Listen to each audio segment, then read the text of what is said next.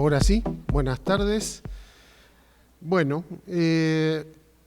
vaya por delante los agradecimientos, porque hay un dicho allí en Argentina que dice que es de buen nacido ser agradecido. Entonces, bueno, mi agradecimiento para la organización, por la convocatoria, la oportunidad de estar aquí con todos ustedes y presentar este trabajo. Va en la doctora Marta Laura Galarza Estrada hacia todo el Consejo de la Judicatura, al Instituto de Mecanismos Alternos y al Poder Judicial de Nuevo León, mi agradecimiento por la invitación. También tengo que agradecer a Marcela, también tengo que agradecer a Iván, nuestro genio de sonido e imagen que anda por ahí.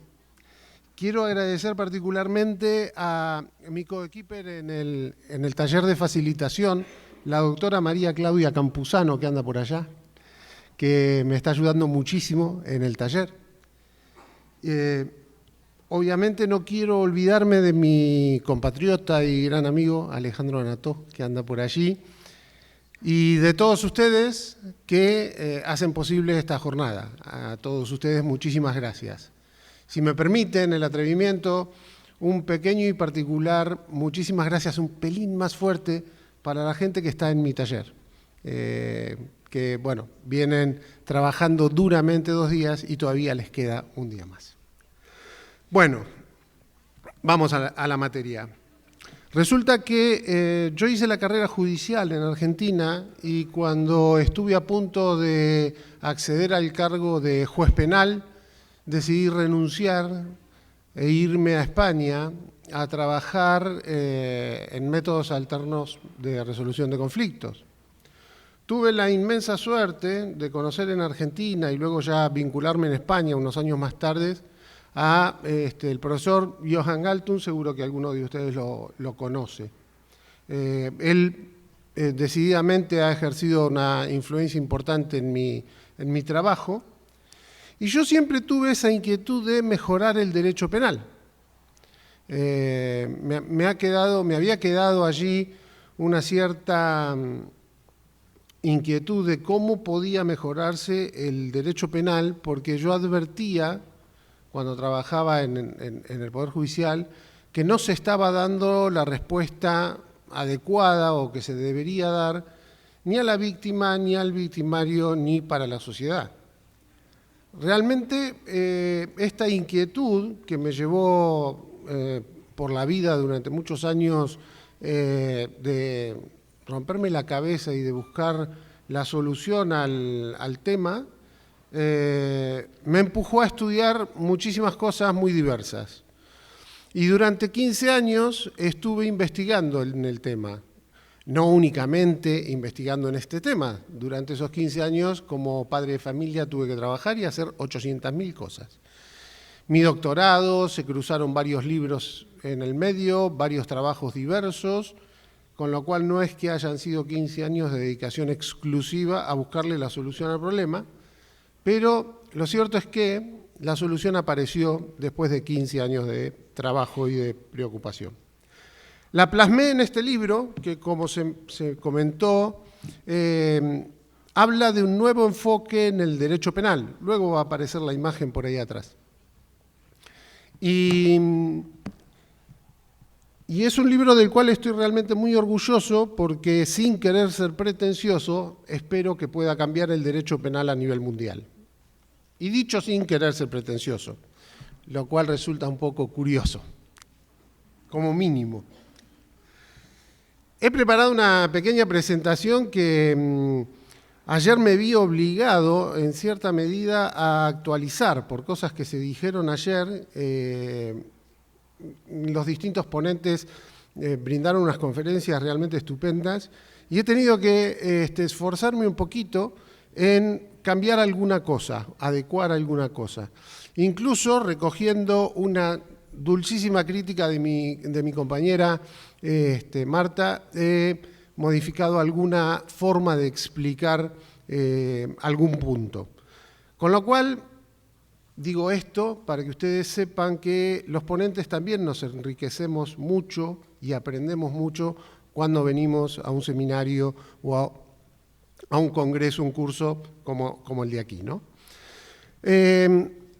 Yo decía, y siempre digo lo mismo, según el enfoque que tomemos, el punto de partida del que salimos, esto va a repercutir en el diseño de la intervención que vayamos a hacer. Y justamente esta frase, o una frase muy similar, dijo Alejandro ayer también en su intervención, y tiene que ver con lo siguiente. Yo me paré para trabajar en este tema en el derecho penal, en la dogmática penal. Mi preocupación fue, sigue siendo, la de mejorar el derecho penal. Por lo tanto, mi punto de partida está, siempre estuvo y estará en la dogmática penal, en la ciencia penal. No está en la resolución de conflictos, no está en otro sitio que no sea la dogmática penal. Pero como nada es tan puro y nada es al 100% tal cual, hay que reconocer que ese primer punto de partida tenía como origen la paz. ¿Y a qué me refiero con esto? Yo parto de un autor que se llama Beccaria, un autor muy antiguo realmente, que planteó la siguiente idea, que a mí siempre me gustó y siempre seguí. Él expuso que cuando el hombre sale de las cavernas y se reúne en las planicies para formar una sociedad, para conformar una sociedad, forma un pacto. Ese pacto es un pacto de no agresión, es un pacto de convivencia, es un pacto de ayuda y es un pacto justamente de conformación de sociedad o de comunidad, como lo quieran llamar. A partir de ahí y a partir de ese momento es cuando nace el derecho.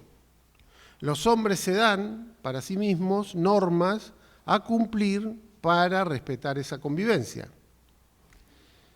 Y además se dan normas para no solo para regular la convivencia, sino para garantizar también la convivencia. Es decir, cuando haya alguien que quiebre esa convivencia, ¿qué vamos a hacer con esa persona? Y así nace el derecho penal y el derecho procesal penal. Este cuentito, digamos, lo estoy resumiendo muchísimo, como se imaginarán, y en este cuento donde aparece Beccaria y aparecen un montón de autores que no voy a nombrar porque si no los aburro y por la hora que es, yo creo que me van a matar. Pero este cuentito viene a cuento de lo siguiente. Yo creo y sostengo firmemente que cuando alguien comete un delito, lo que está afectando es primero a la paz social. Y yo les invitaría a hacer, mirá, vamos, las ponencias nunca están preparadas, siempre están improvisadas. De hecho, la hoja está en blanco, solamente están los agradecimientos. Lo digo para que nadie se piense que... Yo les invito a que levante la mano todo aquel que en algún momento de su vida y por haber tomado conocimiento de que en la colonia ha habido un delito, levante la mano. ¿Quién ha sentido sensación de inseguridad? Bueno, menos un par que están dormidos y no voy a hablar fuerte para no despertarlos. El delito lo primero que quiebra, para mí, desde mi punto de vista, siempre digo lo mismo y la tengo como frase de cabecera, puedo estar equivocado y tengo todo el derecho del mundo a equivocarme, pero desde mi punto de vista el delito quiebra la paz social. Por lo tanto, si bien yo me paro en el paradigma penal, de la dogmática penal, no olvido a la paz. Y es como si la paz fuera, por así decir, un punto que está sobrevolando siempre, continuamente, el trabajo que hago en el intento por mejorar el derecho penal. Ahora bien, la paz no es un concepto único, hay muchas definiciones de paz, y según el profesor Johan Galtung, se divide en paz negativa y paz positiva. Son dos, digamos, dos características, si se quiere, o dos caras de una misma moneda que se complementan. Lo habitual es pensar en la paz negativa. La paz negativa es la ausencia de conflicto, de violencia y, al mismo tiempo, el que en el sistema existan una cantidad considerable de recursos para resolver conflictos de forma pacífica, alternativa, etc. Esa es la paz negativa.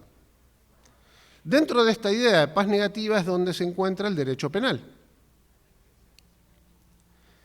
Pero luego está la paz positiva. La paz positiva es el trabajo que hay que realizar en una comunidad, en una sociedad, entre dos partes, para que ellas cooperen y co-construyan una relación que les permita, por así decir, crear beneficios que equitativamente se puedan repartir. Y esta definición no es de manual ni mucho menos, me la acabo de inventar, porque es más o menos como dice la definición.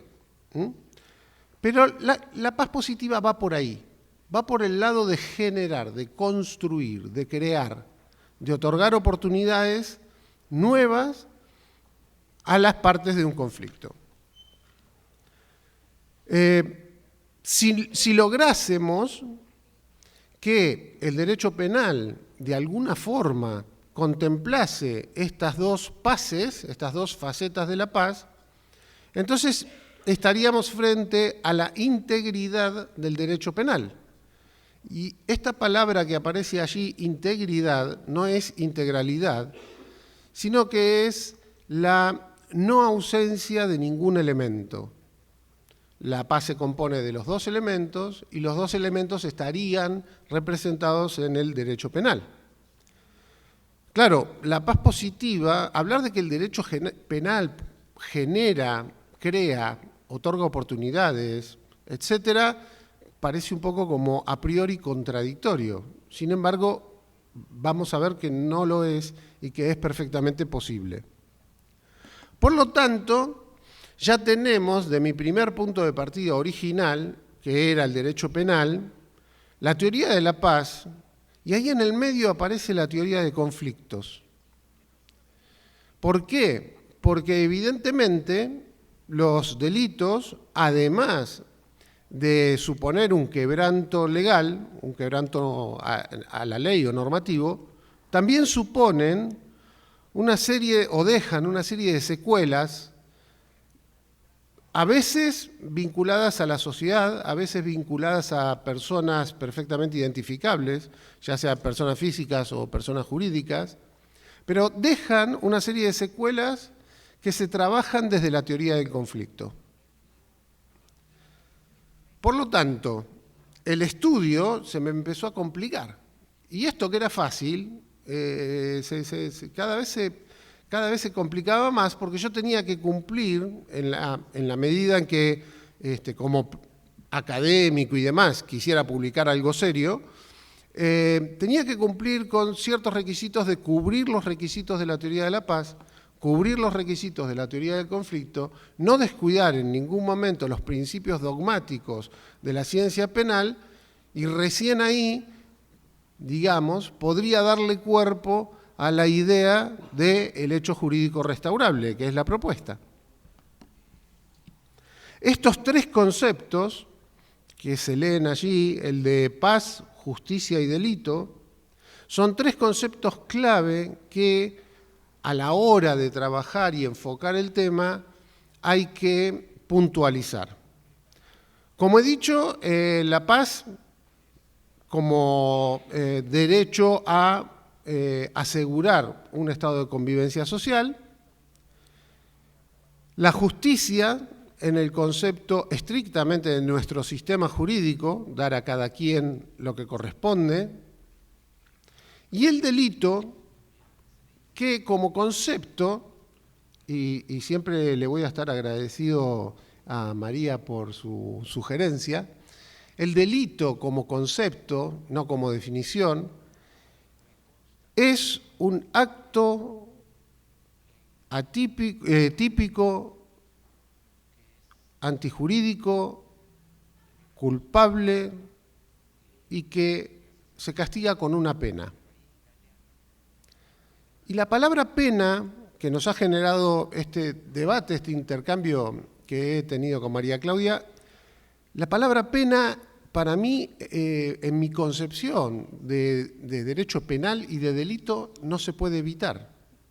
Quiero decir, yo no puedo evitar hablar de una pena, independientemente del tipo de pena que sea, que es materia de otro análisis, pero no podría hablar de delito si no tengo en mente que hay un castigo. No sé quién de ustedes podría, si podrían concebir la idea de un delito dentro de la ciencia penal sin hablar de castigo. Yo realmente no puedo. Como no puedo, y necesito este punto para desarrollar toda mi teoría y toda mi concepción, hago el siguiente distingo, que es bastante trascendente e importante. Para el derecho penal, cuando hablamos de delito, la pena debe estar presente y debe ser requisito. Cuando se habla de delito, por ejemplo, en la sociología o en la criminología, se puede evitar hablar de la pena y se puede evitar incluir la pena en la definición conceptual de delito, no en la definición técnica de delito. Esto va a marcar diferencias muy sustanciales respecto de mi planteo y los planteos que existen hasta ahora.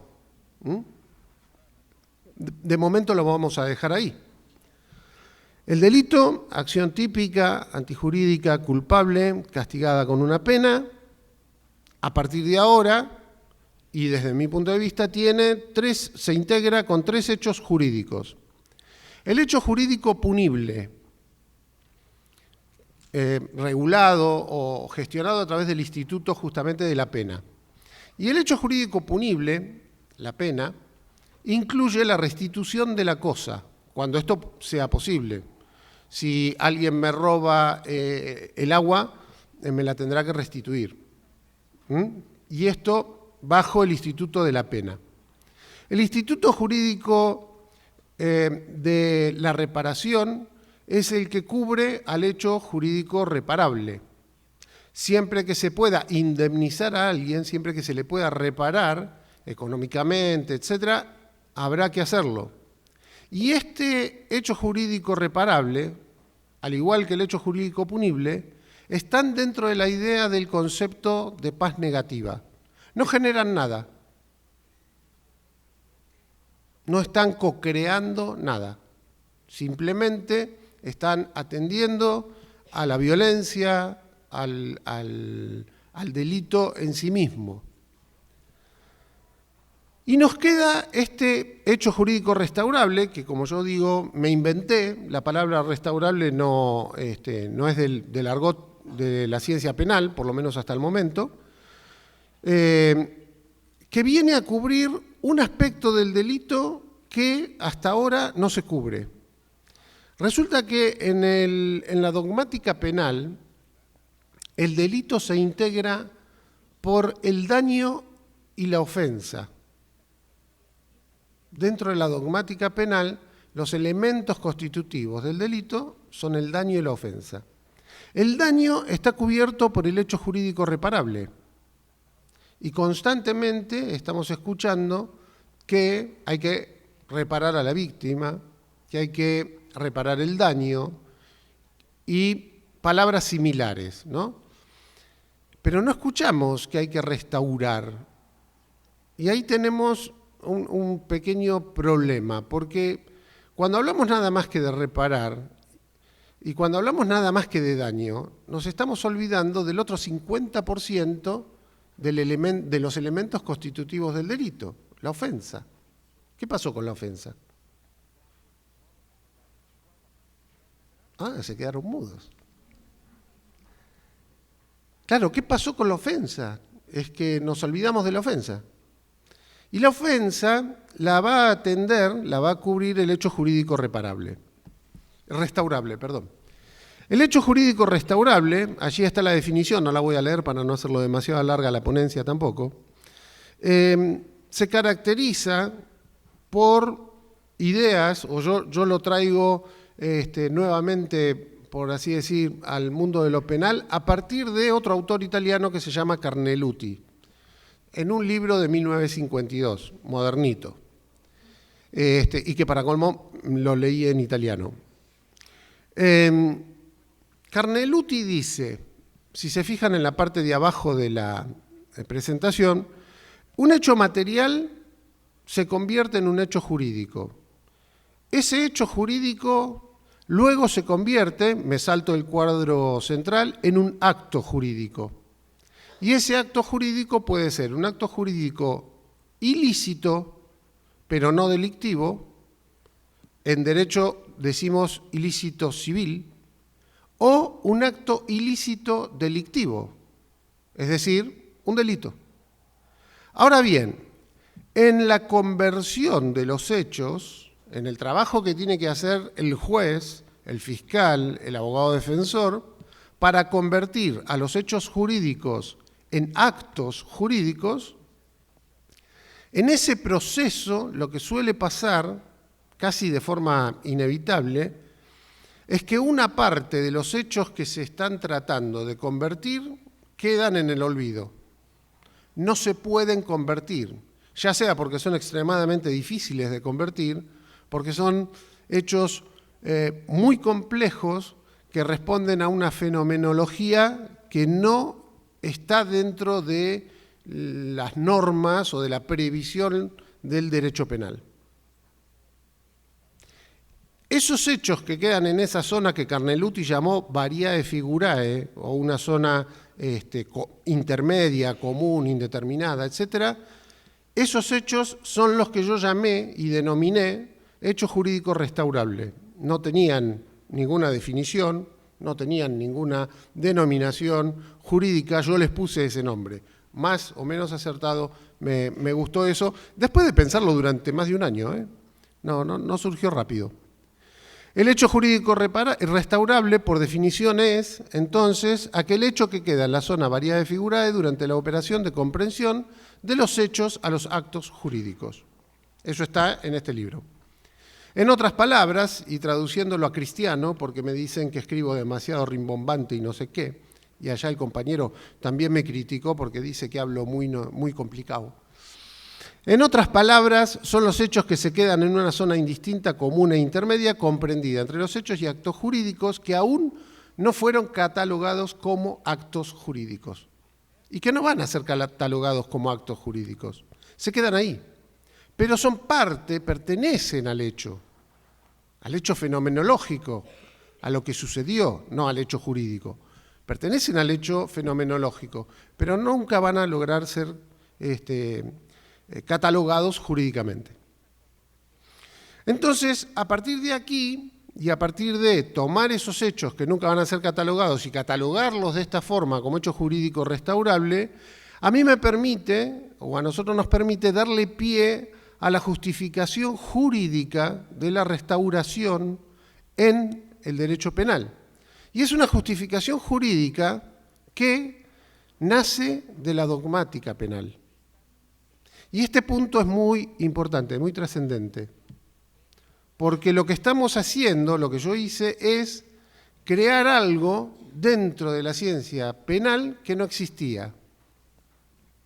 Y estoy dándole, de forma indirecta, la posibilidad a jueces, fiscales y demás de decir, miren, señores, el derecho penal, ellos harían todo este razonamiento y finalmente dirían, justifica las prácticas restaurativas. Por todo esto que acabo de explicar. Y lo justifica desde la ciencia penal. Aquí hay un concepto que me interesa mucho, por eso lo puse así grande, que es el significado de restaurar. Porque se habla mucho de justicia restaurativa, enfoque restaurativo, práctica restaurativa, pero ¿cuántas veces? Levante la mano el que escuchó la definición de restaurar. 1, 2, 3,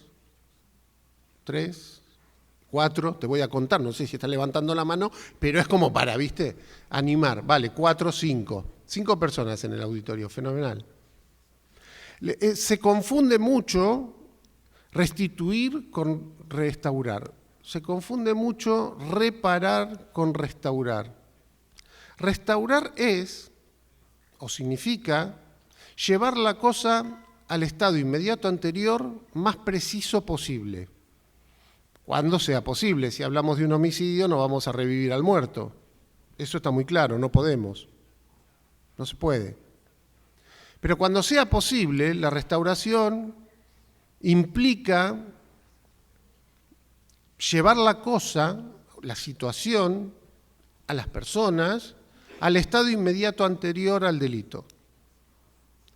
Y entonces alguien podría preguntarse, como me pregunté yo, ¿y qué tendrá que ver un delincuente que ha matado a alguien pintando una escuela? Bueno, dejemos la respuesta para otro momento y ya avanzamos.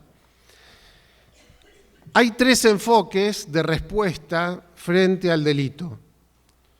El enfoque conocido por todos es el que se llama retributivo y yo le agrego lo restitutivo, ¿no? Restituir la cosa. Este enfoque es el que, la sociedad, a través de sus normas, impone un castigo, retribuye al delincuente con un castigo. ¿No? No llegamos al ojo por ojo, obviamente, pero ahí estamos. Hay gente que pide incrementos de pena y demás. Después tenemos el enfoque reparador restaurativo.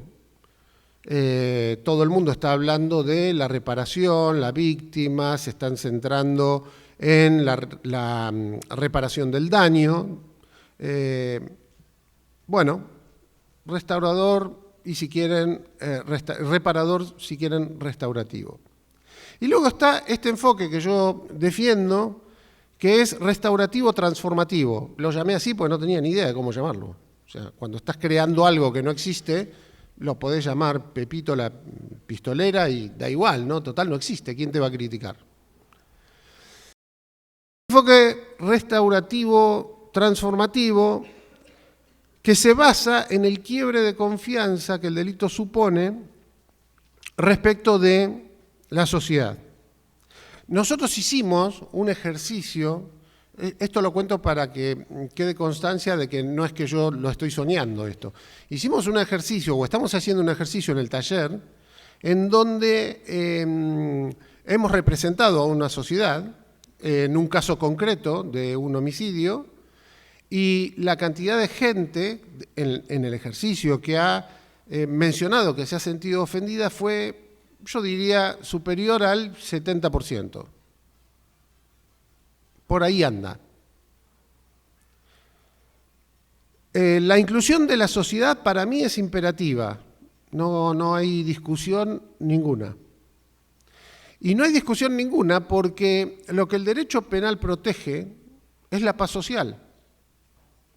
Lo que el delito quiebra es la paz social. La paz social afecta a la ciudadanía, afecta a la comunidad, nos afecta a todos.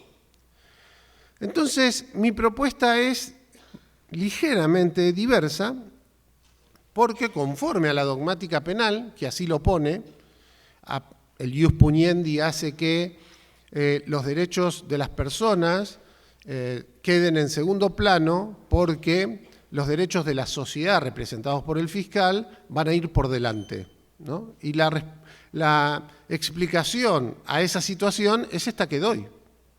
Es que el delito quiebra la paz social y entonces todos nos tenemos que presentar en juicio como acusación. ¿Cómo lo hacemos? A través del fiscal. Y esto tiene genera, digamos, algunas diferencias. Por ejemplo, tenemos que superar el conflicto autor-víctima. Tenemos que pensar en que el delito afecta a la sociedad y que la sociedad necesariamente ha de estar siempre, en todo proceso, representada. Y yo aquí ya ni hago el distingo que se hace de mediación penal, juntas, círculos, no, en todos. En todos, y es más, en todo tipo de delito. Porque hay autores que dicen que solamente para delitos leves, no vayamos a tocar demasiadas sensibilidades. No hay una teoría, no puede haber una teoría de derecho penal que solo sea para mitad del código o para un 25% del articulado del código. Cualquier teoría seria que así se lo proponga tiene que servir para todo el Código Penal, si no, mal vamos. Entonces yo sostengo que el hecho jurídico restaurable está en todos los delitos, porque en todos los delitos hay ofensa.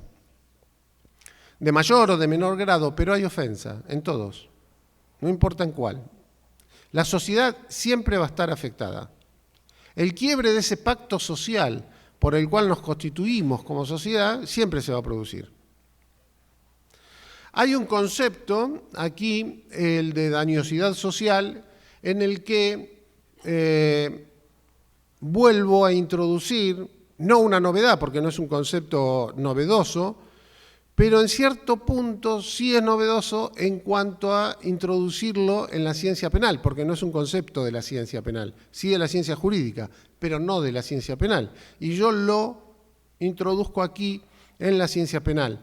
Ese concepto lo que viene a justificar es, o a refrendar, es este primer puesto en el ranking que tiene la sociedad respecto de la práctica o el enfoque restaurativo.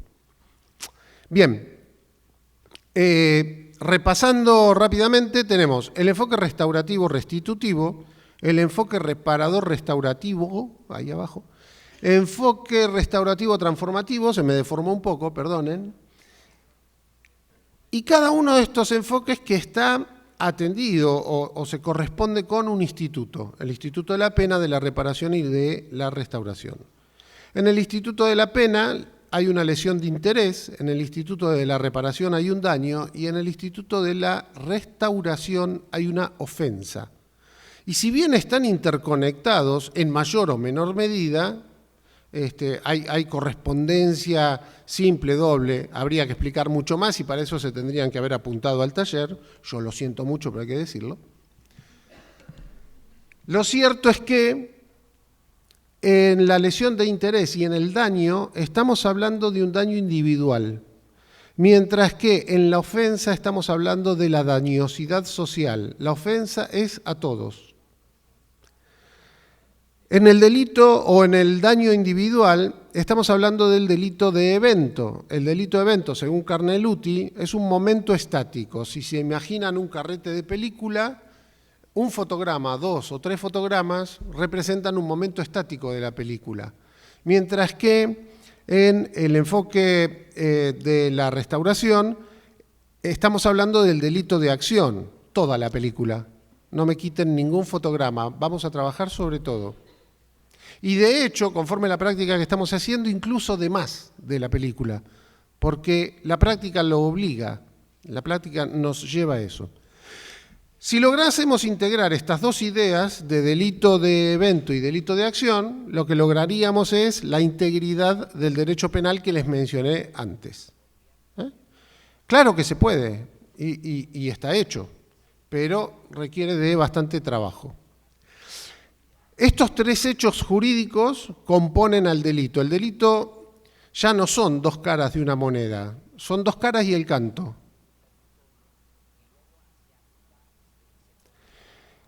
Tiene el delito de evento, tiene el delito de acción, tiene el momento estático, tiene el momento dinámico, tiene el daño, tiene la ofensa, tiene secuelas que pueden ser material y tangible, y tiene secuelas que son inmateriales e intangibles.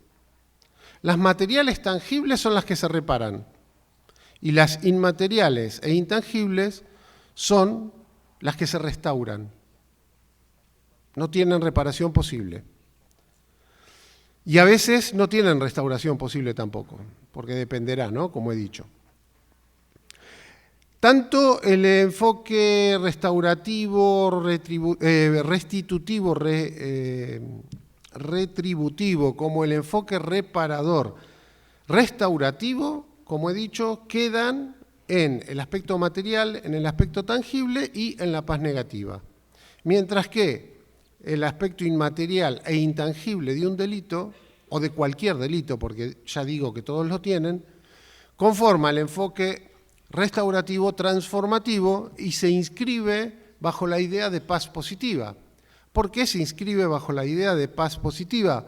Porque cuando se hace la práctica le permite a la gente co-crear soluciones que beneficien a todos. Y escuchen bien, a todos. Y el todos que dije está en mayúscula, remarcado en amarillo, subrayado e inclinado así en cursiva. Ah, y fluo, por las dudas, que si me olvidé. A todos. Esto incluye al delincuente también. Sociedad, imputado, delincuente, víctima u ofendido. Todos tienen que obtener algún tipo de beneficio del enfoque restaurativo. Si no, no estamos dentro del concepto de paz positiva. Conclusiones, porque se quieren ir como me imagino y la verdad es que yo también me duele el pie porque el zapato me aprieta. No, es verdad, no se rían. ¿Sabés cómo estoy sufriendo? La fundamentación jurídica dentro de la dogmática penal es imperativa. Para mí es absolutamente inadmisible que en el ámbito penal y en el ámbito de la ciencia penal se estén llevando a cabo prácticas que cuando yo pregunto cuál es el concepto de delito, la respuesta es de la sociología o de la criminología. Yo que soy penalista, ¿cómo les puedo explicar? En ese momento me quiero hacer el harakiri. Me hierve la sangre. Por lo tanto, para mí es imperativo y debe necesariamente responder a la dogmática penal. La dogmática penal y la experiencia en el ámbito indican que el destinatario de la práctica restaurativa es la sociedad. Por esto que ya expliqué, ¿no? El delito quiebra la paz social. Aunque el énfasis y protagonismo pueda recaer en la persona víctima del delito. La sociedad también es víctima. Ahí tendríamos que entrar a hablar de victimología, ampliar conceptos y demás, ¿no? Pero bueno, para no chocar de frente con ciertas corrientes restaurativas, me pareció, después de romperme la cabeza bastante tiempo, una buena solución decir que el destinatario es la sociedad y que el protagonista es la víctima. En realidad, y conforme la práctica que estamos haciendo en el taller, yo luego comienzo a trabajar, y cualquiera que comience a trabajar con este enfoque, lo va a tener que hacer primero con la comunidad. ¿Por qué? Porque la dogmática penal así lo indica. No puedo empezar ni con la víctima ni con el victimario. Tengo que hacerlo necesariamente con la comunidad.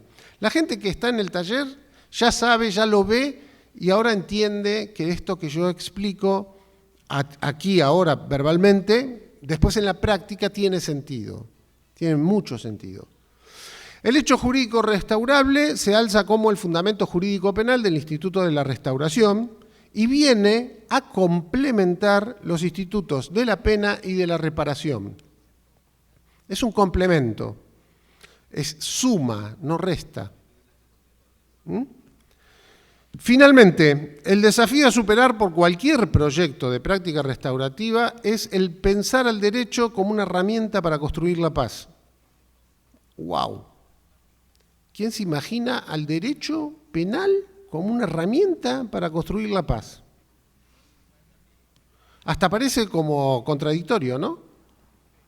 Un oxímoron de estos que están tan de moda. Pero sin embargo, no. Porque recuerden que el derecho penal nació para garantizar la paz. Y si nació para garantizar la paz, ¿por qué no puede trabajarse desde el derecho penal para crear paz, para construir paz? Es recomendable una reorientación en el estudio y tratamiento de las problemáticas jurídicas actuales señaladas dentro del ámbito de la dogmática penal, teniendo por rectora la teoría de la paz, asumiendo que la paz negativa conlleva la deconstrucción del conflicto, ahí ya tendríamos que desarrollar qué significa esto, y que la paz positiva implica crear, recrear o fortalecer colaboración, integración, cohesión y armonía. Cada palabra de estas es un seminario aparte. Esto me lleva a concluir en que el concepto de justicia es alcanzar la paz. Y reformulo el comienzo con el que empezamos. El concepto de justicia ya no es dar a cada quien lo que corresponda, sino alcanzar un estado de paz y convivencia social para todos nosotros. Muchísimas gracias y allí tienen mi email para cualquier información posterior que les parezca conveniente. Gracias.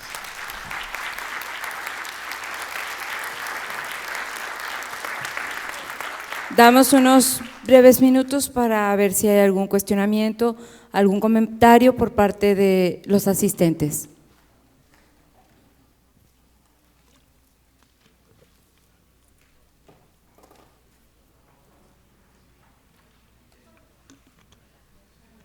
Se quieren ir, ¿eh? Buenas noches, muchas gracias, maestro. Presente. ¿Ah?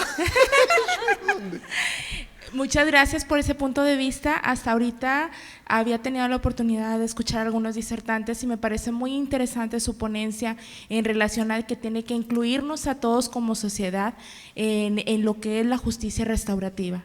Muchas gracias por clarificarlo y agradecería un comentario. ¿Cómo considera usted que debemos iniciar este paso como comunidad para lograr esta justicia restaurativa? Yo te agradezco mucho la pregunta, Marcela, porque me permite ampliar justamente la explicación que he brindado, ¿no? Si adoptásemos este criterio, esta fórmula de trabajo, yo he hecho un programa de cómo se debe llevar a la práctica esto, programa que hice para el Ministerio de Justicia de Argentina, y programa que ha cruzado fronteras ya, está en Brasil, está en Perú y está en un par de países más. Y tengo que aclarar que yo vivo en España, soy argentino, pero vivo en España desde hace muchos años.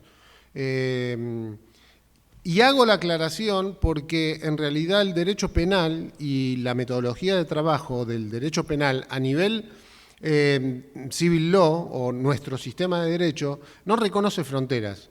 Más allá de las particularidades lógicas de México y Argentina y los distintos países, ¿no? Las limitaciones van a estar y la fórmula se va a obtener a través del análisis de la legislación. Hoy en la práctica justamente yo había empezado una etapa de esa práctica con la idea de que todavía no había sentencia y la mayoría de los compañeros con los que estábamos trabajando habían interpretado que el proceso se hacía finalizada ya, digamos, la causa penal y con sentencia, porque la idea aquí en México es esa, ¿no? Que se aplica una vez que hay sentencia. Por lo tanto, quien va a decirnos cómo introducir después el programa que yo elaboré va a ser la legislación, va a depender de la legislación. Y luego del operador, el facilitador, que coja esta metodología de trabajo, coja lo dije en español, no, por las dudas. No, pero viste, por las dudas, porque esta gente sabe y yo qué sé. Coja esta metodología de trabajo y entonces se pregunte, bueno, ¿a quiénes convoco de la sociedad para tener una primera reunión? Para tener un primer encuentro, para ver cómo se sienten, qué quieren, que si les apetece hablar, no les apetece hablar, etc. Yo tengo que decir que, y están algunos compañeros acá de la práctica que estamos haciendo, que cuando empecé la práctica el grado de escepticismo era muy alto. Y mi sensación fue que más de uno pensó, uy, ¿esto qué es? Y ahora, en la segunda ya jornada, te puedo decir que todos dicen, sí, correcto, esto me cierra. Todos, ¿eh? Es una cuestión de entender que hay que darle participación a la ciudadanía, hay que involucrarla, sí o sí, somos todos, esto nos afecta a todos.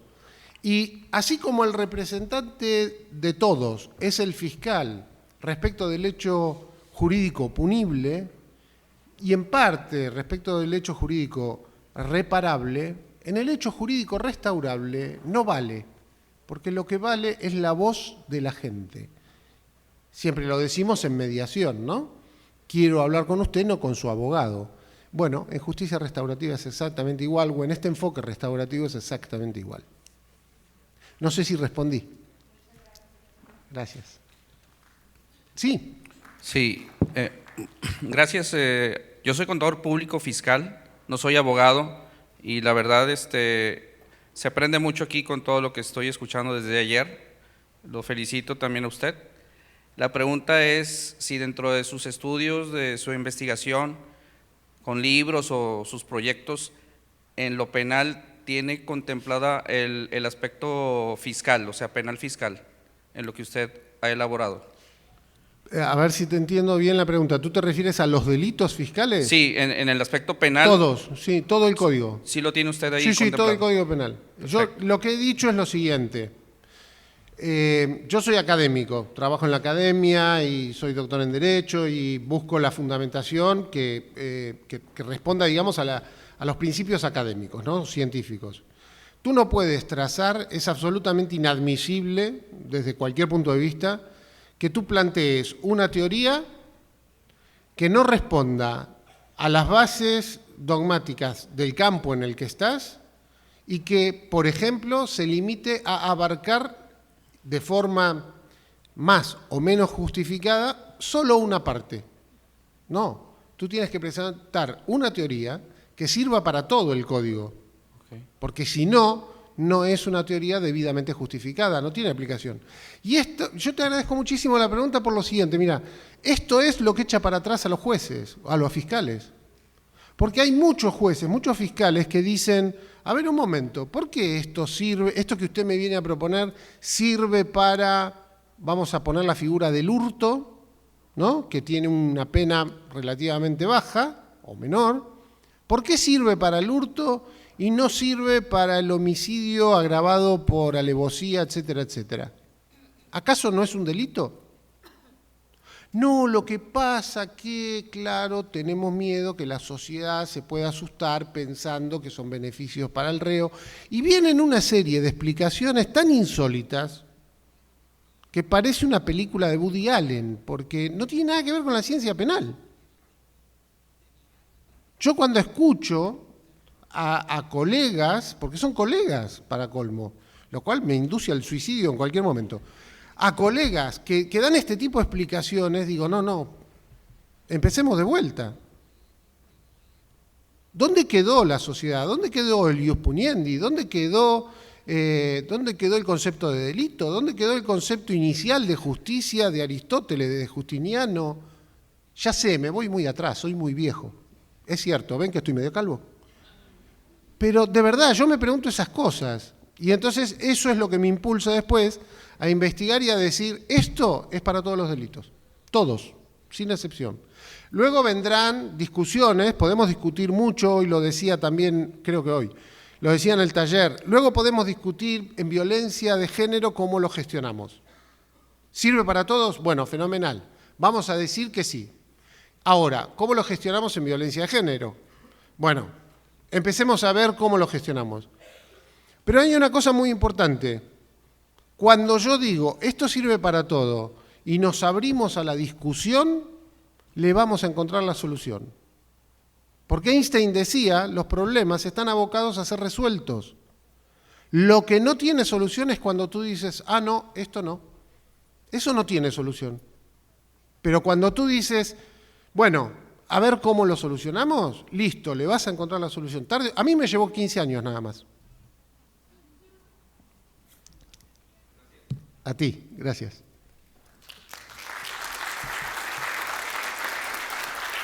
Agradecemos la participación de nuestro invitado de esta tarde.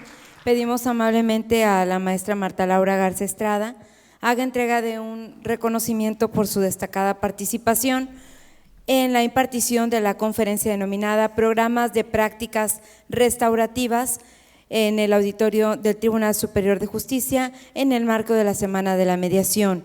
Suscribe el magistrado presidente Francisco Javier Mendoza Torres y la anfitriona de este evento, Marta Laura Garza Estrada.